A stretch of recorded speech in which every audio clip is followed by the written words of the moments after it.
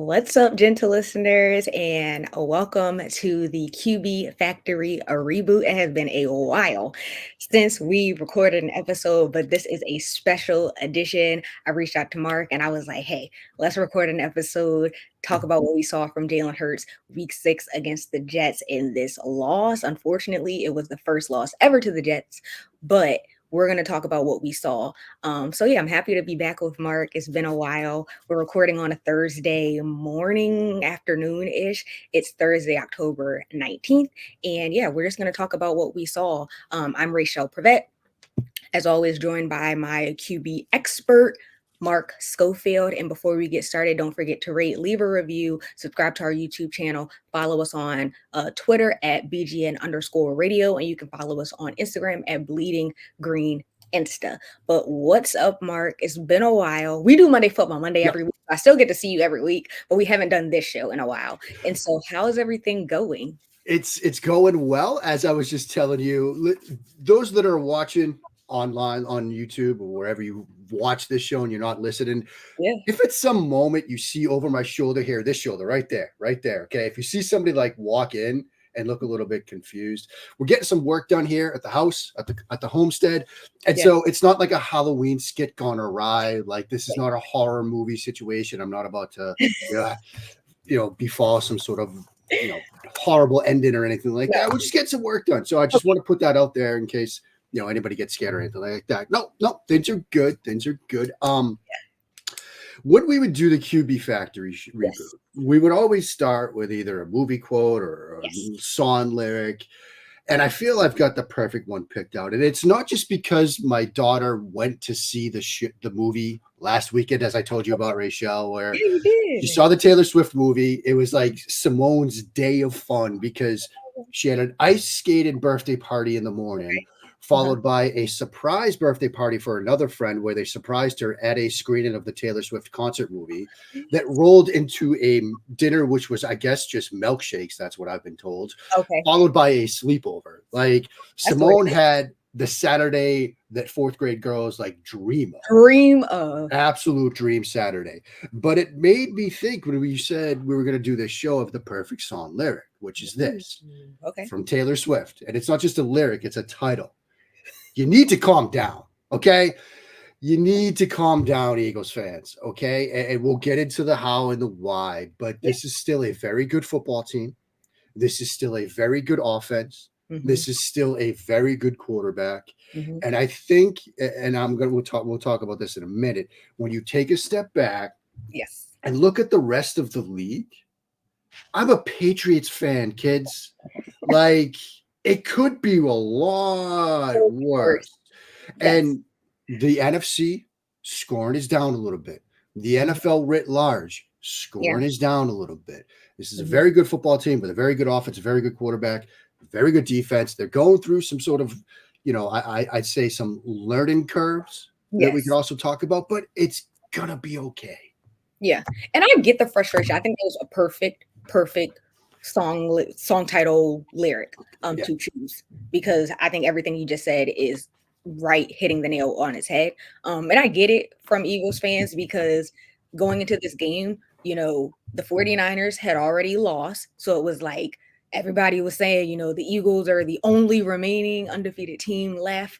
Let's just, seal this pretty much and keep it pushing. It was expected to be a comfortable win against the Jets, and everything that could have went wrong. So I get the frustration, but I understand 100%. And I agree with you that we need to calm down, because they're still in a really good place.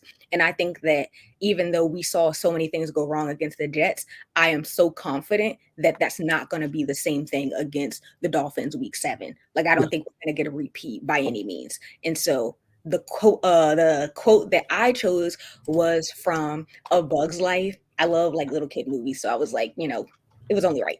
So it was a quote from Hopper in The Bug's Life, and he says, first rule of leadership, everything is your fault. And so, like I mentioned, so many things went wrong for the Eagles on Sunday. Like, the injuries were piling up. One of the most significant injuries, of course, was Lane Johnson going out, and that took a toll on the Birds for sure. The turnovers were unacceptable. We saw 4 turnovers in that game. We saw some uncharacteristic drops, specifically from Devontae Smith, who we just don't see that from him.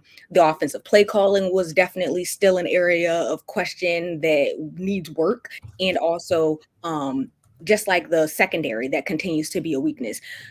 We also saw Jalen Hurts have probably the worst game of his career. That throw specifically, the last interception, and we're going to get into this very shortly, was probably the worst throw that we've ever seen from him. And I thought that, we used to talk about on the QB Factory how he was making progress, but I think in this game specifically, he retreated back to some of his old ways. We saw him making some questionable decisions. We saw him making decisions to build the pocket a little bit too early. We saw him just holding on to the ball a little bit too long as well. And so we're going to get into all of this, but I do respect that the fact, he owned up to all of his mistakes, to no surprise, because that's who he is. And he took full accountability and responsibility for this loss. And now his focus is just responding and how we're going to learn from this. And so I thought that quote was perfect. First rule of leadership, he is the leader of this team as the quarterback. Everything is your fault. He was not the sole reason for the loss, but he took the blame for all of it. And so that's what I chose. Yeah. A, I absolutely love the quote. It's perfect. B, I love the reason behind it. Fantastic stuff there. C, RJ, your takes on Cars, the movie, no good, man. I mean, you saw him tweet that out in the middle of Monday Night Football, right? Yeah. Like, no, I don't think I saw that one. Yeah, he basically in the middle of that game Monday night was just like, since we've got a little bit of a downtime, we've watched Cars as a family now, and I don't see it. Like, I don't get it. Like, it's just an okay movie. And JP immediately lost his mind. Oh, I didn't see that because I know we talked about it. You guys talked about it, yeah. Monday. Yeah. I didn't see the tweet that RJ. Yeah. So we're gonna the next show we do is gonna be feisty. Let's just put it that way. But all of what you said was absolutely right about Hurts and this team. And like I think it was like a perfect storm of angst for Eagles fans on Sunday. Because as you said, look, Niners lose early. It gets to be 4:30 in the East Coast, and you're thinking, we're going to have the top spot in the NFC by the time this day is done. We're going up against Zach Wilson, right? Yeah. Like, Zach Wilson has looked incrementally better at playing quarterback that he certainly did last year. Mm-hmm. But it's still not a great offense. They're down their top 2 corners, right? Mm-hmm. Sauce Gardner is watching the game on the sidelines. He's a spectator like the rest of us. Yep. And oh, by the way, you've got the Phillies that can't stop hitting home runs. Like, everything's going great for the Phillies right now. And so you've got like all of these things coming together. You're thinking it's going to be a great afternoon, evening for the Eagles, and it falls apart. And then you see Lane Johnson go down. You see, as you said, Hurts make that 3rd interception. We can break it down whenever you want, or we can just say it was one of the worst throws I've ever seen Jalen Hurts make. Like, I don't understand what he was looking at. I don't understand what he was thinking. It's almost like, the proverbial idea of quicksand, right? Mm-hmm. When it's going wrong and it's going wrong and it's going wrong, and you're fighting and you're fighting and you're fighting and you're fighting to try to make things better. All you're doing is really making it worse. And it felt like that the late throw where you're just like chucking it downfield, where maybe there was a slight window you could have hit on it, but it was just like you were making things worse. Like, this perfect storm of angst came together. So when it got to be about 7 p.m. on the East Coast, Eagles fans were like, oh my God, what the heck just happened? Yeah. Yes. Yeah. No. I think it's only right that we start with the bad first. I like to end things on a high note. And like I said, I don't think we're going to see a repeat against the Dolphins. And so I think we should just get into it. Hurts did finish with 327 total yards. He had 2 touchdowns and he threw 3 interceptions, finishing with a 59.5 QB rating. And so just something to note, like, his interceptions so far this year have surpassed what we saw last year.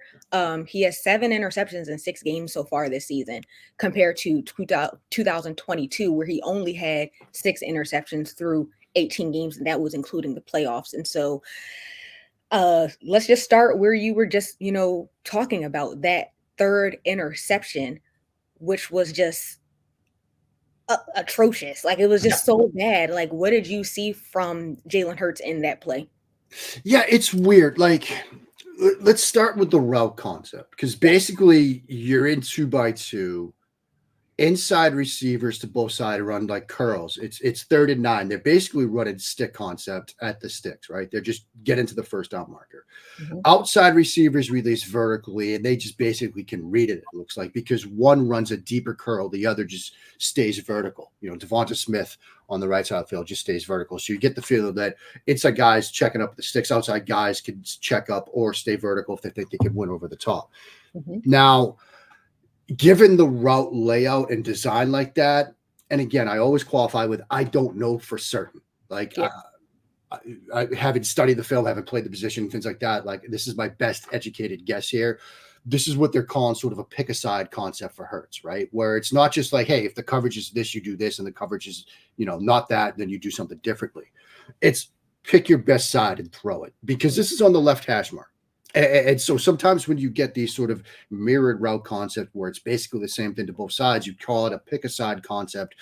Pick your best matchup, pick your best throw, pick, in some cases, your shortest throw. When we ran routes like this in college and it was on one hash mark, our first read was often going to be like, look, take the shorter throw. Take the easier throw, the quicker throw, the shorter throw. That's where you're going to look first. That's what he does, because he opens to his left. The ball is on the left hash mark. Now, I wonder if, in a sense, he sort of got baited a bit, because right before the ball is snapped, they're almost showing him a zero blitz look, right? There's no safety deep. Every defender is within, say, 9 yards of the line of scrimmage, and the one deepest defender is kind of shaded over the running back. You're seeing what look to be man coverage indicators. You've got 2 defenders lurking over you. On the left side, doesn't really look like they're covering anybody. Looks like they're going to blitz, right? So he might be thinking, look, I'm going to get pressured here. I got to get this out and make a quick decision. Well, right when the play begins, everybody bails. They just rush 4, and they're dropping basically into spot drop cover 3. That one defender that was lurking over the running back, he retreats. He's the deep middle safety. Everybody drops, and instead of playing man, they kind of got eyes on him. Now the outside corners are kind of in mag man everywhere he goes looks, but it's like it's a zone coverage look instead. And now you've got where he wants to throw instead of a one-on-one matchup. You've basically got this defender bracketed inside out. Mm-hmm. You've got the curl flat defender with outside leverage, the hook curl defender who you might have a second ago thought was blitzing has inside leverage. This isn't where you want to go with the throw. Like, this is one of those moments, and we've talked about it over the years, right? Where you have pre-snap expectations as a quarterback, post-snap reality as a quarterback. Mm-hmm. And sometimes those don't align, and you have to reset your expectations. And so now when you see this rotation, right, you've got inside out basically on both those inside receivers. Mm-hmm. You've got corners that are playing over the top of the vertical routes. Like, you've got to change your expectations. You've got to change what you're going to do here. Now, what he tries to do is thread the needle. Yeah. And we see it doesn't work. Like there is no world in which he starts to throw this ball where this pass is getting completed. As talented as he is, mm-hmm. as good of an arm as he has, like, that throw's not going to get completed. Where could he have gone? Honestly, nowhere. Like, mm-hmm. if you look at, and look, I don't like screenshot scouting, just taking a glimpse when you get so many moving parts and saying, look, this is what he should have done. Mm-hmm. But when you freeze this right when the ball is coming out, there's really nowhere for him to go. Like, the best option might have been that curl route to the inside receiver on the right side, mm-hmm. but it's a longer throw, and you still basically have inside out leverage on that defender because you've got the other curl flat defender on the outside. You've got the other hook curl defender on the inside. The Jets kind of beat them here. Like that's the reality of it. The Jets beat him here. And so what's your decision? Throw it away. Like when push comes to shove, throw it away. Like, they have to lead, You're up 2. There's like 5 minutes left in the game, right? 2 minutes left. 2 minutes. It was 2 minutes, yeah. Like, make Zach Wilson have to beat you. Like, yeah. I think that's the ultimate decision that he should have made. Again, with the benefit of the fact that I've had 5 days to study this. I have a pause button. Like, I have everything. And yes, for those of you that are watching, never in a million years would have, in my best day, been able to hit a throw like this, or even throw it away. I probably would have thrown it right to a defensive tackle. Yeah. But like, that's probably the best decision, which leads me back to the underlying point. Is quicksand. Like, things were going so wrong when on, I'd say, 16 other games in the season or 15 other games of the year, he would have thrown it away. He felt like he just had to make that play. He had to fix it all himself, and it didn't work. Mm-hmm. And I think another play that happened in the fourth quarter as well, like I mentioned, a lot of things were just starting to play a toll on Hurts because I think he was starting to panic. The first half of the game, I think he did fine, and we'll go back to a lot of the good that we saw. But like in the fourth quarter alone, I was like, this is not the Jalen Hurts that we're used to seeing. And so one of the plays that I saw that was just bad and a perfect example of him retreating back to his old ways, panicking and just forcing a throw was also the interception. I think this was 13 minutes and 53 seconds remaining in the fourth. Yeah. This was 1st and 10. Okay. Yep. And so the pass was, I think this was intended to Kenny Gainwell, but it was intercepted by Bryce Hall. And so in this play, he drops back. He immediately feels the pressure from the Jets defenders. I think it was 4 of them. And it's like he just gets nervous. Like, he just starts to panic, and he forces a throw to Kenny Gainwell. And I think that's the one that's tipped and is intercepted. Yeah. He had Dallas Goedert, who was wide open. And I think that he could have either scrambled one, or he could have, just dunked it to Dallas Goedert, who was wide open. And so that play,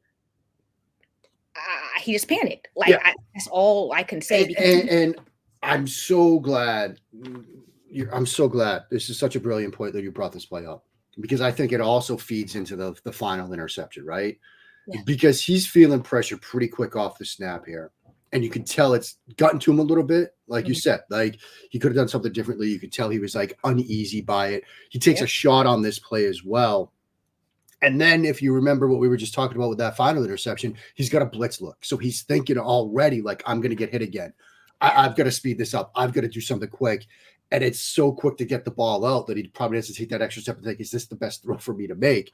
Mm-hmm. So I think these two plays sort of go hand in hand, right? Like, you get Lane Johnson's on the sideline. He's hurt with this. Your right tackle gets beat pretty quickly. You start feeling a little bit of pressure. You get hit. You take a shot. And you think, okay, well, next time I'm in a similar situation, I got to be even faster. Mm-hmm. And one problem begets the second problem. Like, quicksand, you fight against it, and you get yourself into even more problems. And so I think these two plays sort of go together.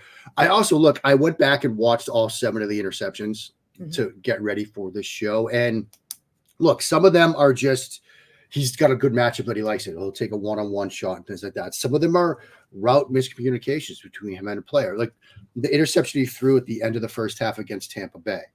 It's a halfback option. The running back is walled off to the inside. He's got a defender playing inside leverage against him. You think the running back should either check up on a sort of curl out of the backfield or even break to the outside. But Swift thinks he can beat the linebacker inside and get across his face because he knows he's a better athlete. So he tries to get that angle in front of him, but Hurts throws it to the outside and it gets picked off. Like, there's route miscommunication issues at times. Like, I think these 3 and these 2 in particular are a result of the problems that we saw unfold over this Jets game just come to a calamitous end. Yeah, I think it came down to his lack of trust for the offensive line in those situations. Yeah. Like you said, it was like other stuff that had happened, and now he's like, okay, this, like, I had to force something because of their mistakes, and I think that's what happened in that play specifically as well. Yeah. I have one more bad. If you have another one, and this was go for it. Nitpicky, honestly, because it resulted in a touchdown. But this was when was this? I don't even remember when. Second quarter, 2nd and 9, 5 minutes, 38 seconds remaining. This was a touchdown to DeAndre Swift. And I didn't think that Hurts' ball placement was perfect on this specific play. because this was the pass where Swift kind of had to like adjust his body in a way to make that catch because the throw was slightly behind him. So it resulted in a touchdown. A touchdown is a touchdown, it's points, but it wasn't a perfect play, perfect throw from Hurts. Again, kids, okay. We don't go over these plays ahead of time when we do these shows. We never have. We just come in with the stuff we want to talk about. But if there's another example of Raichele and I basically being on the same page and of the same mind and setting things up, because this is the halfback option design we were just talking about from Tampa Bay. It's the same kind of thing where Swift, and it's the same two players. Swift's coming out of the backfield. This time they are on the same page. Okay. So, you know, Swift's got basically what we call a two-way go, right? When he comes out of the backfield and gets to say like 5 yards downfield, he's reading the situation and he's breaking inside, outside, or sort of sitting down. Here, you see the nearest defender has outside leverage on him. Swift is at the top of the numbers, right? Like when you pause it when he makes the break, this play begins. It's a 2nd and goal at the 9. He's standing at the top of the 10-yard line, the physical 10 that's painted on the field. He's at the top of the 0, right? Nearest defender is a couple yards downfield, sort of at the bottom of the 0. So he's got that outside leverage. So Swift isn't going to break to the outside. I'll be running right into him. He's going to cut inside. The inside defender, the nearest inside defender, is covering, you know, AJ Brown on his shallow crosser. And so this is going to be open if he goes to the inside. Now, you're right. The placement is bad because he's open. Like this is as NFL open as it gets. And Swift has to make this sort of adjustment to come back. Now it still works out. Yeah. But if the safety breaks on this quicker, this could be a situation where he gets hit as a result instead of having a sort of catch and walk in touchdown. And this is one of those examples where people talk about, oh, what are you saying? Somebody's ball placement is bad. Look at his completion percentage. This is a play that's a completion. Yeah. Okay? But it's not a well-placed throw. And this is sort of the difference between how I often break it down, accuracy versus ball placement. This is a accurate throw because it's catchable, right? An accurate throw is a catchable throw, but it's a poor example of ball placement. A good example of ball placement would be a throw upfield, catch, run, touchdown. This is an accurate throw because it's catchable, but it's not a good example of ball placement. I like that. I'm gonna keep that in mind. I like that. Yeah. Okay. That's why, like you see, and you know, thankfully I don't have to do QB rankings too often. But Stephen Ruiz, for example, my dear friend over at the Raider, when he does quarterback rankings, and sometimes he'll ding somebody for ball placement issues, and people will be like, "Oh, but his completion percentage is 68%." It's like, yeah, this play is a completion. It goes in the books as a completion, but it's not a good example of ball placement. And these are the kind of things that people point to when they talk about ball placement versus accuracy. Okay. All right. Well, we touched on some bad. And so now let's touch on some of the good, because there was some good that we saw from this game as well. And so I think that everybody has probably done their breakdown on this specific play because it was probably one of the best throws that we saw all game. It was a grown man throw made from Jalen Hurts, and it was a really good decision by him. This was the opening drive, the 19-play, 90-yard opening drive that took 9 minutes and 54 seconds off the clock and resulted in a touchdown to put the Eagles on the board for 7-0. And so I thought everything about this throw, this was the one Jalen Hurts. Okay, let me run it back. This was 10 minutes and 53 seconds remaining in the first. This was 3rd and 7. And I thought that everything about this was chef's kiss. It was a fantastic job by Jalen Hurts being able to avoid pressure, getting the ball off, and perfectly placed on AJ Brown before he runs out of bounds while being completely draped over by a defender, and he's like stiff arming him in a way. And so the fact that he was able to get that pass off on time and target was very, very impressive. And I think everybody's talked about this by now because it was just a grown man throw. It was very impressive to see. Yeah, I mean, the SB Nation main Slack just exploded when this play happened, and our dear friend JP Acosta just like typed out in all caps, you know, Jalen Hurts lifts with the lineman, and Jalen Hurts does lift with the lineman, as is counterpart who we'll see this weekend too, have reminded us, like when he was in Alabama, he lifted with the lineman. Like this is a powerful, powerful guy. But to be able to not just get that throw off, like if this play was a throwaway, we'd still probably highlight it as a great example of quarterback play, because the play strength and, when you scout quarterbacks, when you scout players in general, like play strength is a category you check off, and people wonder, what does play strength at the quarterback position look like? This is it, right? Because every other quarterback in the league probably goes down for a sack on this play. Maybe, or we'll say like at least half of them go down. Another, like say, third or so probably at least get a throw off. Not too many of them are making this throw to complete it in this fashion the way Hurts does. Like this is play strength at the quarterback position, and it matters. Like now you've got, instead of punt team coming off the field in 4th and 7, you got a fresh set of downs. And as you said, they finished this drive with a touchdown. Like this was a play that mattered early in the game. And if they had gone on to win this game 14-12, and Hurts had thrown it away instead of that third reception, people would probably come back to this play and say, man, this is different.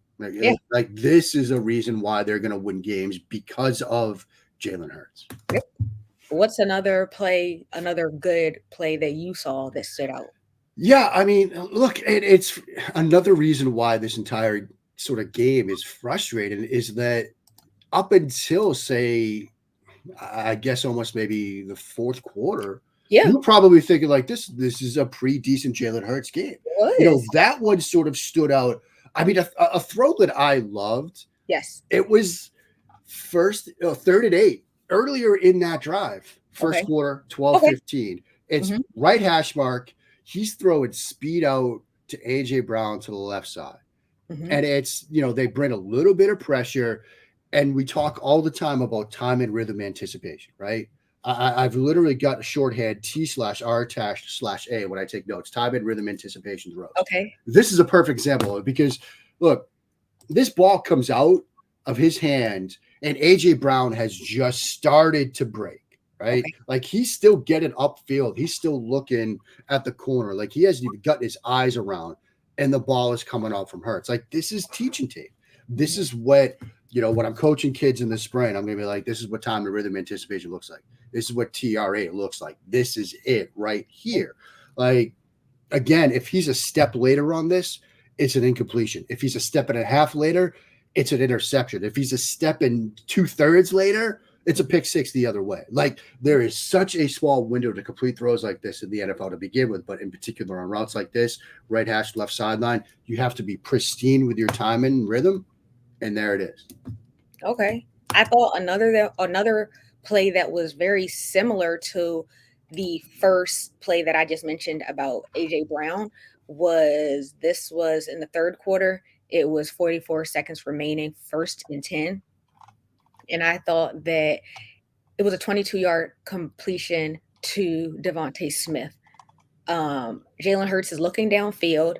It looks like he doesn't really see anybody open, and the pocket is kind of starting to collapse a little bit. So he bails and he hits Devontae Smith while he's on the move, right before Smitty runs out of bounds. And so another one, I thought placement was there. He was on time with his receiver, and I thought it was a good job of him not bailing when the pocket started to, he does bail, but it wasn't like he panicked when the pocket started to collapse. And so I thought that was another one that was really strong. And it was kind of similar. Mind you, he didn't have a defender draping on him like in the one he completed to A.J. Brown, but he went to the right side, and he hits him right before he's on the move. He hits him right before he runs out of bounds. Yeah, and what's great about this play is how many times did we do shows where it was that first flash of pressure and he bails completely out of the pocket, right?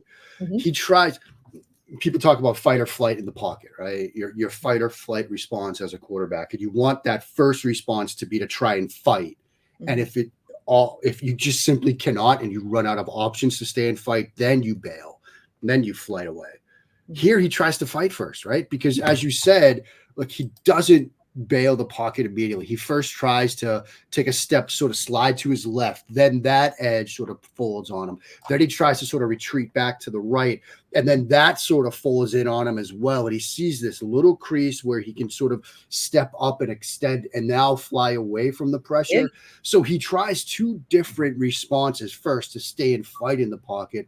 When he still runs out of options, that's when he bails. And it's that sort of, don't go A to Z. Go A to B to C, and then if you have to, get to Z. This is a great example because the Jalen Hurts of year 2, the Jalen Hurts of, I'd say more Jalen Hurts year 2 because he started to do more of this late in year 2, as we talked about, would have just bailed right away, and maybe you wouldn't have the opportunity to hit Devonta downfield as he does here. Yeah.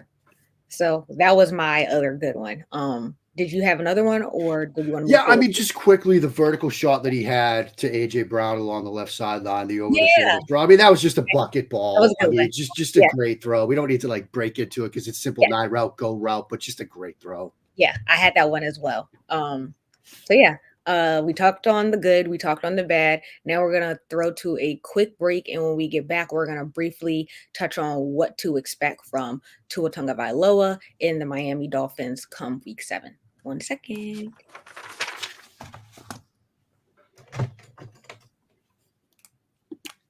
All right, and we're back. So before the break, we broke down what we saw, the good and the bad from Jalen Hurts week 6 in the loss against the Jets. But now we're turning the page to week 7 against the Miami Dolphins, who defeated the Panthers week 6. And so they're also 5-1. And I know we talked about this on Monday Football Monday, but one of the storylines in the NFL right now is Tua Tagovailoa and the fact that he's a clear front runner for MVP. And so he currently has an NFL leading 1,876 yards passing. And I mean, he just looked really, really good. So where do you stand with that topic? Do you feel that he's the clear front runner for MVP? Clear? I'd say he's the front runner. I don't know if I'd say clear because there are 3 players that for me right now are sort of atop that category. It's Tua. I think Christian McCaffrey is so critical to what the 49ers do. Yeah. And then Jared Goff, kids. As I said a couple of weeks ago on Monday Football Monday, and I got a little bit of pushback from JP and RJ, but they're 5-1 too. Yeah. And Jared Goff has played extremely well. And so but I think Tua is playing extremely well. I actually brought a prop. For the Dolphins and what to expect this week. It's not so much a prop, but it's I gotta hold it up here. Speed. Yay! Speed. They are ridiculously fast as a team. And here's why that sort of matters right now, because as we talked about at the outset, right? Scoring is down, and last week, for example, I think only 24 teams, one of which were the Dolphins, scored more than 24 points in a game. You're seeing red zone percentages with touchdowns come down, scored overall, touchdown per game. There are so many different stats. I got an email actually this morning from some company, and I'm just going to give them a quick shout out from, what is it? It's the Sports Daily. They email this to me. We get these random PR pitches, but I was like, this one's kind of useful, right? Touchdowns per game, 2.32. That's the lowest mark since 2006. Scored is down 12.5% since 2020. Passing touchdowns per game, 1.32. That's the lowest mark since 2008. Total yards, lowest mark since 2008. Offenses are struggling right now. Defenses have sort of, I don't want to say they've fully caught up, but they've had some answers. Mm-hmm. The Dolphins seem almost impervious to that right now because they're such an explosive offense. They're so fast, but they can run the ball extremely well. And that speed is a reason why, because if you're a defensive coordinator, if you're the Eagles defensive coordinator this week, you are terrified about Tyreek Hill, right? Yeah. You're terrified about Jalen Waddle. So you're going to try to solve the problem with numbers, right? Too deep, quarters, or whatever you want to do, because you don't want them beating you deep. Yes. The Dolphins see so many light boxes that they're running against, 5 defenders in the box, 6 defenders in the box. And they have one of the best yards per attempt in the run game that we've seen in recent memory. because that speed, how fast they are. Yes, we see it show up when Tyreek gets behind the defense and catches a 9 ball and does a flip in the end zone, which was so incredibly cool. Yeah. Like that video that he did. I know everybody pulled it down immediately, but the internet lives forever and you can find it and it's so awesome. But you're afraid of that. Yeah. That while that's happening, you're doing everything you can to prevent it. They're ripping off 70-yard gains on the ground. I mean, when they hung 70 on the Broncos a couple of weeks ago, a couple of those touchdowns in the fourth quarter with their backups were just inside runs, but you're still calling those plays to prevent the big play that you're ripping off these huge runs. And so they're a tough team to defend right now, because of that speed, because of what they can create offensively, because of how that speed gives them opportunities to run the ball as well. They're a very tough team to defend. Yeah, and I think that with Tyreek Hill, you see him and his ability to line up anywhere. And I think that Mike McDaniel does a really good job of getting creative with their offense. And so I was watching this one video and it was pretty much just breaking down some of the film. And they were talking about how with Mike McDaniel, it's like, okay, they have their offensive play schemed up. The defense presents like a problem, but then it's like they always have like an answer to whatever that problem that's presented is. And so they do a really good job with being able to just answer whatever the problem is and be able to get around that. And so it's going to be interesting to see how the Eagles, especially with this secondary, so banged up. And then it has been a weakness is I don't know what their answer is going to be for Tyreek Hill and Jalen Waddle. And then you also have their running back, Raheem Mostert. Yeah, it's really hard. That's such a great point about what they do schematically, because what it was like week 1 and 2, right, is that little short travel burst, cheat, whatever you want to call it, motion, right, where it's you're almost giving Tyreek Hill a head start, which isn't exactly fair, but I mean, it's legal. And so you're seeing them do that little cheat motion and then run vertical, cheat motion, run vertical, right? So now every defensive coordinator is like, oh, we see that cheat motion. We got to like either check to something or we got to soften our coverage. If you're the corner out there, you've got to bail. So what do they start doing? They'll show you that cheat motion and then run outside zone off of it, then run inside zone off of it. So now they've shown the entire league, hey, we do this. We're going to throw deep. Everybody starts, okay, these are the checks, these are the adjustments we got to do. So then they fold in the next layer, which is, we'll show you that. You're thinking deep pass, we'll run the football. So now you got 2 things to worry about. At some point, they're going to do what they did this past week, right? They did the orbit motion where the guy comes into the backfield and comes out, and you're thinking deep pass. He's a lead blocker on basically a swing screen. Like McDaniel has done a very good job of showing defenses one thing, setting that as like a foundation, giving them one thing to worry about, and then fold it into new things. And what's great about this was, if you think that how good they were last year, defense is caught up to what they were doing, and it seemed like he didn't have the counter punch, right? So this year he almost got ahead of it.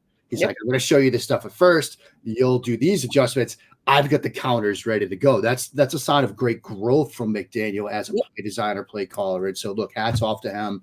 They're a tough team to defend. The teams that can even just slow them down do a very good job of it. And they're just balanced, similar to how the Eagles are on their offense with pass game, run game. They have number 1 pass game, run game in the league. And so it's just going to be a tough challenge for the Birds, but I think they're capable of it. They have talented players as well. I just think, like we touched on, the secondary is going to be tested for sure. And we'll see. We'll see how it plays out, but it's going to be one heck of a game to watch. Yes, and I'm excited for it. But that's going to be a wrap on this episode of the QB Factory Reboot. Thank you, Mark, for taking the time to do this for me, like old time's sake. I do appreciate it. This was really fun. So, Absolutely. Let's do it again a little bit later in the season. How about that? Yeah, we definitely can get another one scheduled for sure. But like I mentioned earlier, this episode is brought to you by SB Nation and Bleeding Green Nation. You guys, don't forget to rate, don't forget to leave a review, subscribe to our YouTube channel, follow us on Twitter at BGN_radio, and follow us on Instagram at Bleeding Green Insta. All right, Mark, that's a wrap. Go Phillies? Go Phillies, sure. Why not? Go Phillies.